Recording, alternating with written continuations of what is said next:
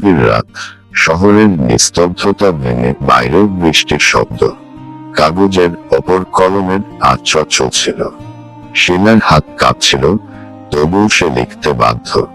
প্রিয় রাহাত, তোমার সাথে জীবনের এই কয়েকটা বছর যেন এক রঙিন স্বপ্নের মতো ছিল, কিন্তু বাস্তবতা আমাদের স্বপ্নগুলোকে ছিন্নভিন্ন করে দিয়েছে। হয়তো এই চিঠি পড়তে তোমার কষ্ট হবে, কিন্তু এটাই সত্য। আমি তোমাকে ভালোবাসি, এই কথা জানাতে কখনো দ্বিধা করিনি। কিন্তু ভালোবাসাই সবকিছু নয়। আমাদের মধ্যে দূরত্বটা শুধু শহর কিংবা সময়ের নয়, সেটা অনুভূতির।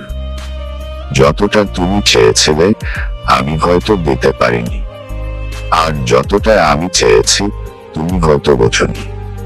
আজ আমি চলে যাচ্ছি, কোথায় জানি না, শুধু জানি এই শহরে আর আমার জন্য কিছু নেই। আমি জানি আমার চলে যাওয়ায় তোমার জীবন থেমে থাকবে না।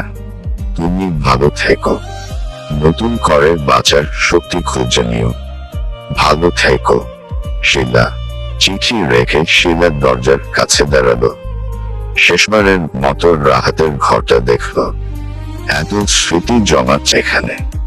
চোখের কোণে জমে থাকা অশ্রু মুছে সে।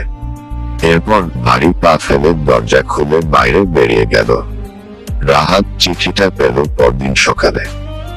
পড়ার পর সে বোঝে শিলাকে সত্যি হারিয়েছে।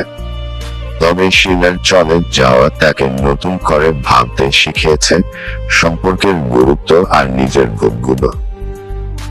শেষে তারা হয়তো এক হয়নি, কিন্তু শিলা আর রাহাতের বিচ্ছেদ তাদের নতুন পথে চলার অনুপ্রেরণা হয়ে রইল।